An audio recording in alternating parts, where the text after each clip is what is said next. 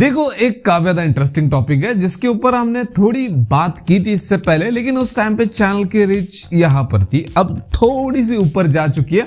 तो मैंने सोचा कि एक बार इसके ऊपर फिर से बात करते तो ज्यादा लोगों को ये बात समझ में आ जाएगी। हो सकता है इससे रिलेटेड कोई और फिर से कमेंट ना करे और मुझे फिर से एक्सप्लेन ना करना पड़े। अब ये टॉपिक है क्या, एक भाई ने कमेंट किया कि जिस तरह से हम पीसी बिल्ड करते हैं, जहां पर हम अपने हिसाब से चीजें सिलेक्ट करते हैं, फिर चाहे प्रोसेसर हो, फिर चाहे ग्राफिक कार्ड हो, फिर चाहे रैम हो, मॉनिटर हो, या फिर कैबिनेट हो आरजीबी लाइट वाला, या फिर कूलिंग फैंस हो, या फिर कीबोर्ड हो, सब कुछ अपनी पसंद का रहता है। फिर वो लेकर आकर हम या तो उसी स्टोर पे उसको असेंबल करते हैं या फिर घर में आकर उसको बिल्ड करते हैं। तो वैसा ही कुछ स्मार्टफोन में क्यों नहीं मिलता? हम अपने हिसाब से अपनी पसंद का स्मार्टफोन अपने पसंद के स्पेसिफिकेशन के साथ क्यों नहीं बना सकते? ये बहुत अपना अपना हो गया ना।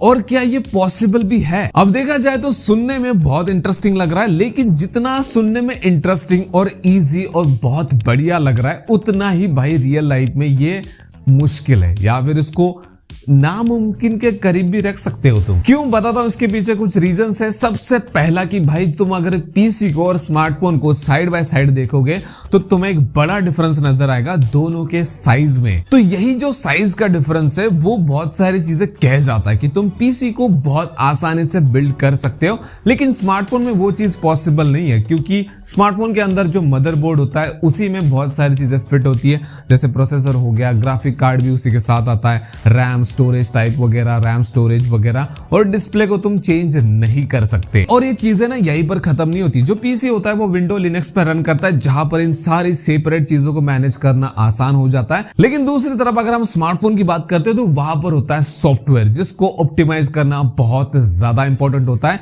अगर कोई ब्रांड एक XYZ स्मार्टफोन लेकर आ रहा है तो उसके स्पेसिफिकेशन पहले से फिक्स होते हैं कि ये डिस्प्ले होगा, ये प्रोसेसर होगा, ये रैम, ये एंड्रॉइड वर्जन होगा, ये फलाना ढिमकाना चीजें होगी, तो उस हिसाब से सॉफ्टवेयर को ऑप्टिमाइज किया जाता है। लेकिन तुम यहां पर ब्रांड्स का काम 100 गुना बढ़ा रहे हो, क्योंकि यहां पर ब्रांड्स डिसाइड नहीं करेंगे कि इसमें कौन सा प्रोसेसर होगा, कौन सा डिस्प्ले होगा, कौन सा कैमरा होगा, उसमें कौन सा सेंसर होगा, कितने एमएच की बैटरी होगी, कितना फास्ट चार्जर होगा, ये सब तुम डिसाइड करोगे। और उस हिसाब से ब्रांड्स को अपने सॉफ्टवेयर को ऑप्टिमाइज करना होगा, जो कि मेरे हिसाब से तो नामुमकिन है। क्यों? क्योंकि अभी जो सॉफ्टवेयर आता है, जो स्पेसिफिकेशन फिक्स होते हैं उसके हिसाब से आता है, तब भी उसमें कुछ बग्स होते हैं और थर्मल मैनेजमेंट की दिक्कत आज भी आती है।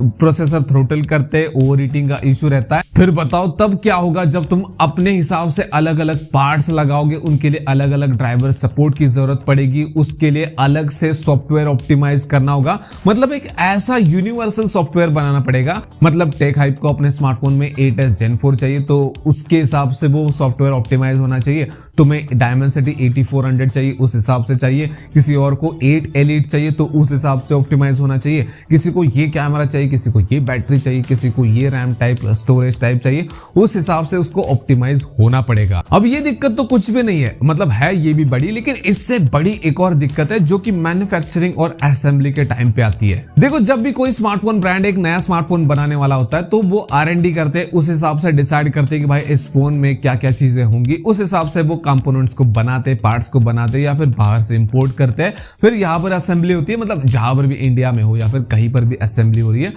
वहां पर असेंबली होती है। तो वहां पर फिक्स स्पेसिफिकेशन है, उस हिसाब से पार्ट्स मंगवाए जा रहे हैं, उनको जोड़ा जा रहा है। लेकिन यहां पर हम बात कर रहे हैं कस्टमाइजेशन की, जहां पर टेक हाइप अपने हिसाब से कुछ और ही मतलब स्पेसिफिकेशन बता रहा है, कोई और कुछ और स्पेसिफिकेशन बता रहा है, तुम कुछ और स्पेसिफिकेशन बता रहे हो। तो उस हिसाब से ब्रांड्स को पार्ट्स को मंगवाना पड़ेगा, बनाना पड़ेगा, जहां पर उनको और मेहनत करनी पड़ेगी, असेंबली प्लांट में चेंजेस करने पड़ेंगे बार बार, जिसकी वजह से कॉस्ट ज्यादा आएगी और उनको वर्कर्स की भी ज्यादा जरूरत पड़ेगी, तो सैलरी भी बढ़ेगी लोगों की। मतलब एक स्मार्टफोन के लिए वो फिक्स प्लान के ऊपर नहीं स्टिक रह सकते कि भाई एक स्मार्टफोन के ऊपर R&D की, स्पेसिफिकेशन फाइनल किए, फिर उसका प्रोडक्शन स्टार्ट हुआ। नहीं, बस स्मार्टफोन का नाम बता दिया, बाकी तो लोगों को ये डिसाइड करना है कि उसमें क्या होगा और क्या नहीं होगा। मतलब मैन्युफैक्चरिंग प्लान में असेंबली चल रही है स्मार्टफोन की, जहां पर मैं कुछ और ही टाइप का स्मार्टफोन बना रहा हूं, मेरे साइड का कुछ और ही स्पेसिफिकेशन के साथ बना रहा है और मेरे राइट साइड का भी कुछ और ही स्पेसिफिकेशन के साथ बना रहा है। तो ये उतना प्रैक्टिकल नहीं लगता। हाँ, लेकिन लेकिन यूजर के पर्सपेक्टिव से मतलब हमारे पॉइंट ऑफ व्यू से बहुत बढ़िया लगता है कि भाई मतलब हमारे ब्रांड से कोई शिकायत ही नहीं होगी, क्योंकि जो भी सिलेक्ट कर रहे हैं हम खुद ही सिलेक्ट कर रहे हैं। लेकिन इसकी फ्यूचर में क्या पॉसिबिलिटी है, क्या ये फ्यूचर में टेक्नोलॉजी आ सकती है? देखो फ्यूचर का ऐसा कहा जा रहा है कि फ्यूचर में स्मार्टफोन ही नहीं होंगे, क्योंकि उसको कोई और डिवाइस रिप्लेस कर लेगा।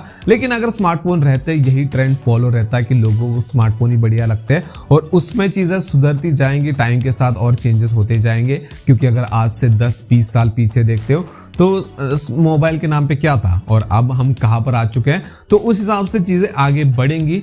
तो हो सकता है ये टेक्नोलॉजी भी आ जाए या फिर उससे कुछ और टेक्नोलॉजी अलग आ जाए जिसके बारे में हमें अभी पता ना हो और जो कि हमें आने के बाद शॉक कर दे। लेकिन स्मार्टफोन टेक्नोलॉजी में यही कहा जाता है कि जो चीजें आनी थी वो ऑलरेडी आ चुकी है, इसीलिए तो ब्रांड्स एआई खेल रहे हैं। अब इसके ऊपर ना एक और थ्योरी बनती है कि इसको पीसी की तरह भी तो बिल्ड किया जा सकता है। मतलब एक स्टोर में अलग अलग पार्ट्स मिल रहे, प्रोसेसर, रैम वगैरह, स्टोरेज टाइप वगैरह, और जैसे कैबिनेट होता है पीसी का उस तरह से स्मार्टफोन की बॉडी मिलेगी, फिर अपने हिसाब से हम उसमें फिट कर लेंगे पार्ट्स। तो जैसे कैबिनेट बड़ा होता है उस तरह से स्मार्टफोन की साइज भी बढ़ जाएगी।